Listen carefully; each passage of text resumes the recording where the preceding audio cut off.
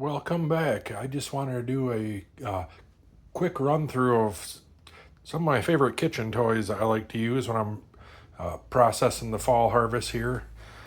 So I'm going to give you what was the top 5 or 6 that we got here, and so you can just get an idea of like what I'm working with, how I use it, and some different ideas there. The first one here is the Instant Pot. This is the old one that I've had forever. This is great for soups and stuff like that. I've used it, at the fall harvest. Like you get all the different vegetables in there, and you can just slap everything in and go. And this one's been great for it. This one's been used for probably 5 or 6 years now. And also, we just got one of the newer ones here, the larger one with a yogurt setting, and that's been great. You can get your standard yogurt culture there. I ran with Chobani from the store, and the process is really straightforward.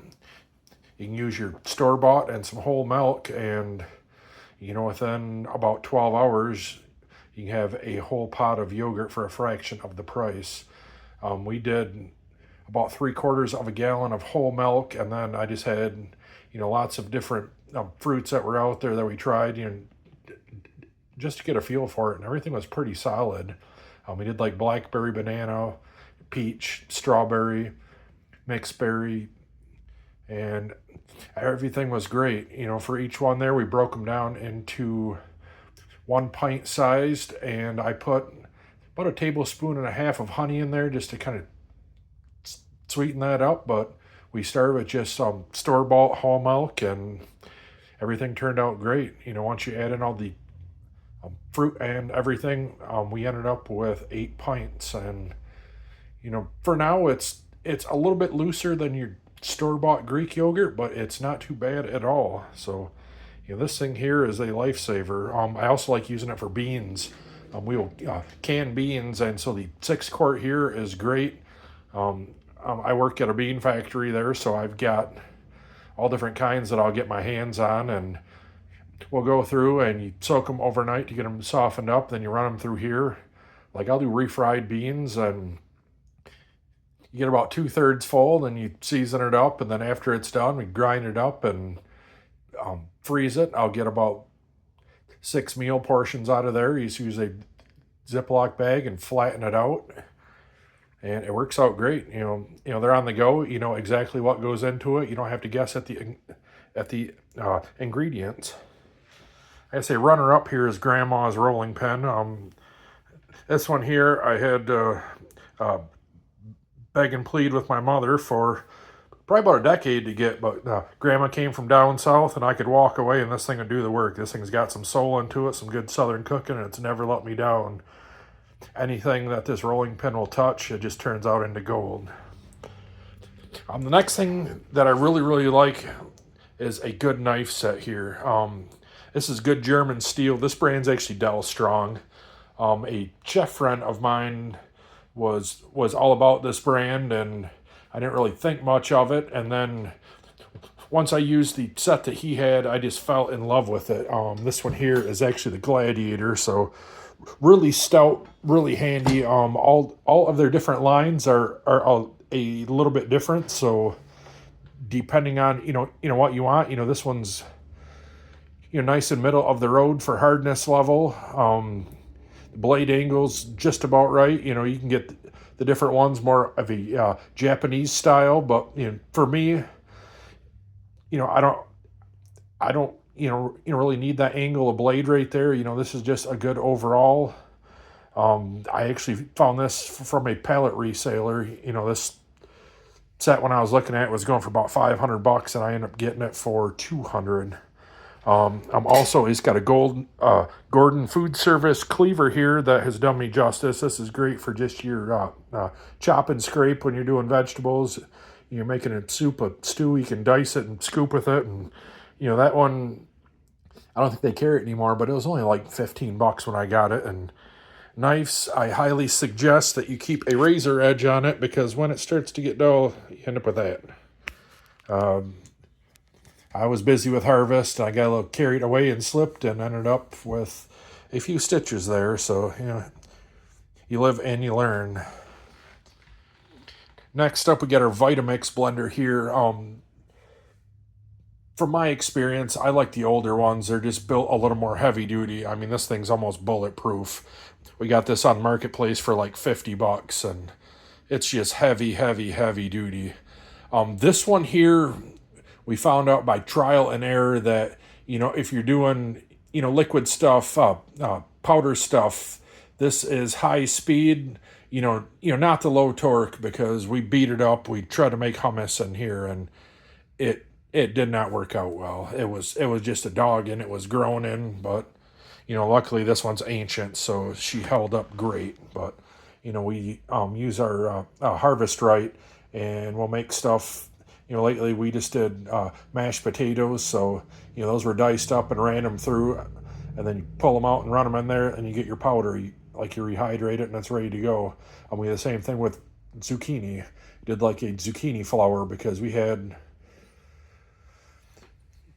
two massive ones that were like forearm size, and then you get that powder down, and two of those will fit in a quart jar. So just saving on space, really getting the longevity out of your stuff. So yeah, I mean, you can spend a few hundred on a new one, or you can find one that's built for the test of time on your local marketplace, and things are great. Another recent pickup here. We bought this after the hummus failed, like I said right there, and I really didn't know how much we needed it up until we got one, and it just makes some short use out of processing.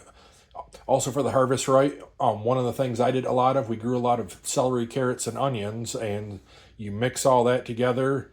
You do your 50% onion to 25% carrot and 25% celery, and you're there for soup. I mean, you load up your quart jar, and that's about 2 pots of soup for your standard Dutch oven here that we use, and it works out great.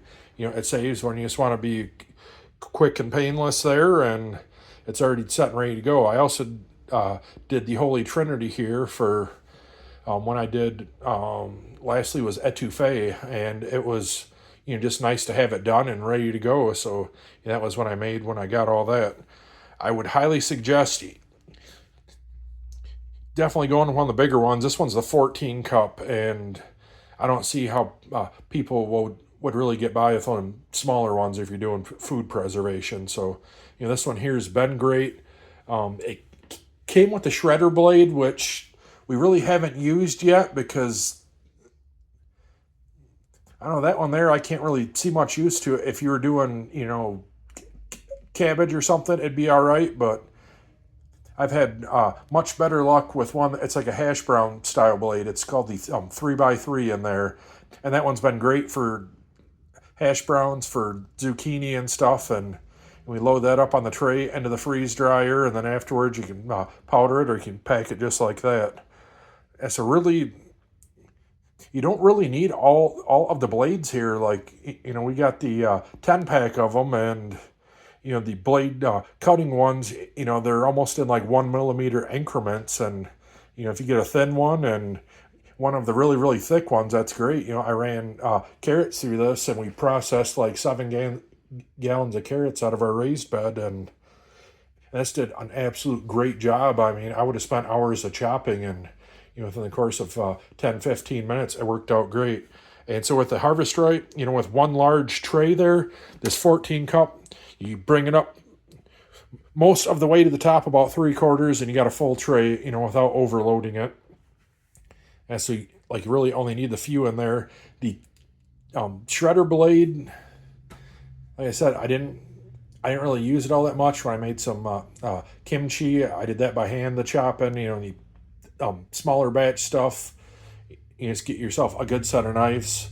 But when you're doing bulk like that, and you're just running through stuff over and over, like I've done zucchini with this guy the other day. I think there was 27 of them that we ran through when we were freeze drying. So when you have that instance, it's just really nice to have. Lastly, over here, this is the KitchenAid. This is actually the backup one I got. I was out yard sailing. if you can find one of these, again, I like the older ones. This one was, I got this one here. It's the 250 water. It's a little bit smaller than the other one I got, which is 300. But the one that's 300 watts, I got that. That one's from the 70s, and we have just beat the life out of that thing. And we process, I think, 9 or 10 deer out of there. We've ground up all different kinds of stuff. I really, really like the meat grinder. I also use it a lot for homemade bread. I got the bread hook right there, and that was doing great. And then it started to make some noise. I got a little bit worried that it was on its way out, but then I was able to find some food grade grease online. I got that ordered up. I ripped it down. It's fairly simple to do. You can watch it like a 10-minute video. You strip it down. You get all the old grease out. If there's any kind of funky edges on the worm gears and stuff inside, you can kind of smooth that out. You re-grease it. You pack it back together, and you're good to go. The other one was $10 at a estate sale auction, and like I said, I've beat it up, and with some new grease, it's back in action. The noise got down, and she's still running, so that is great. And the other thing, when you're making bread, this is one of your dollar store shower caps right here. This is absolutely amazing when you're letting that bread rise. You mix it up there in the bowl, you slap that shower cap on it, and then you set her off to the side to rise. So that way no dust gets in it. Everything's great. If it's some summertime and there's anything creeping around, you just don't have to worry about it. Lastly here, like the one thing that I really like to use is just the basic bread recipe that a friend of mine gave me back when for that, we use the weight, so that way, you don't have to worry about your flour being overpacked, and it's ready to go. It is as simple as 500 grams of bread flour, 360 grams of water, 12 grams of salt, and you can do just one packet of your yeast.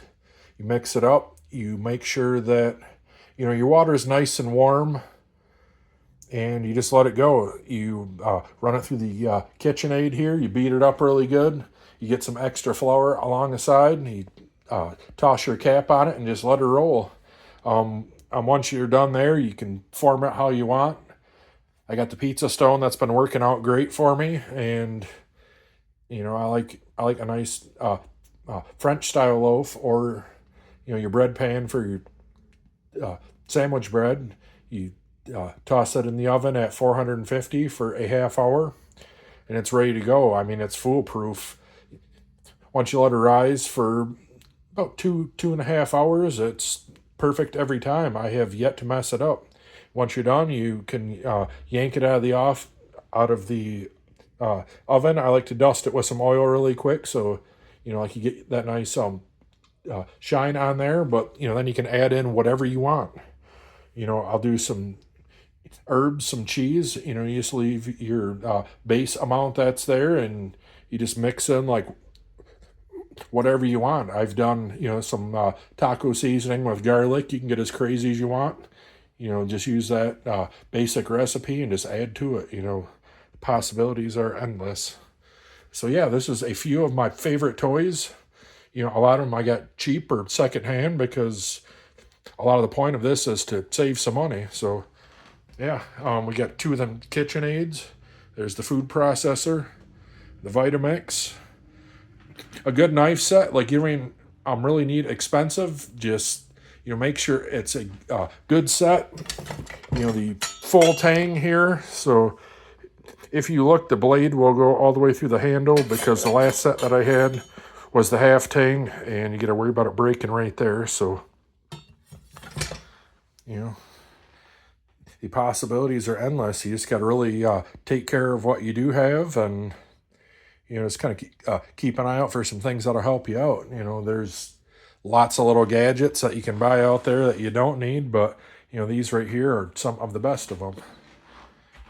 For the KitchenAid, the main attachments that I use on that, other than the mixer, the bread hook there.